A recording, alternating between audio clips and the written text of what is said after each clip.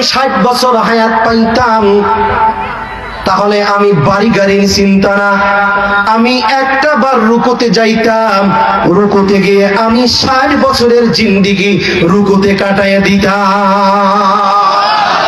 আর জোরে বলেন না সুবহানাল্লাহ।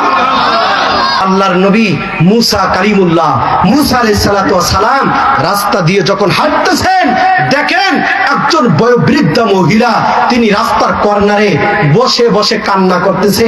মুসা নবী বলে, মা তুমি এভাবে কান্না করো কেন? বলতেছে, ও নবী, আজকে আমার ছোট সন্তান, ছোট ছেলে আজকে সকাল বেলায় মারা গেছে। কয়, বলে কি, তোমার ছোট ছেলের বয়স কত? কয়, আমার ছোট ছেলের বয়স হচ্ছে 350 বছর।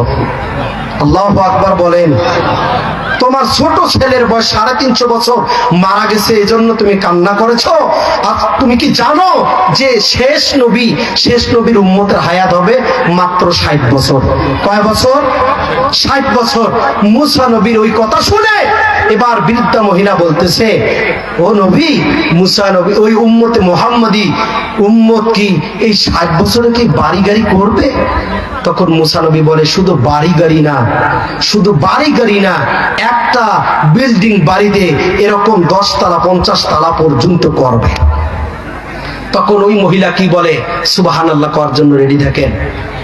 প্রিয় ভাইরা আমার, মুসলমান বন্ধুগণ আমার, কাল্লাগান মায়ের আমার, বোনের আমার, বিশ্ব নবী জনাবে মুহাম্মদ রাসূলুল্লাহ সাল্লাল্লাহু আলাইহি ওয়াসাল্লাম বলেন, যারা শেষ নবীর উম্মত, যারা 5 ওয়াক্ত নামাজ দুনিয়ার বুকে, যারা 5 ওয়াক্ত নামাজ পড়বে এবং আল্লাহর কথা মতো চলবে, আল্লাহর বিধান মতো চলবে এবং রমজানুল মুবারক মাসে, রমজান মাসে রোজা রাখবে এবং 5 ওয়াক্ত নামাজ পড়বে, নামাজ পড়ে ঈমান নিয়ে যারা কবরে আসবে, ওই বান্দাটাকে কবরে রাখার পরে আমার 2 জন ফেরেশতা সেখানে যাবে।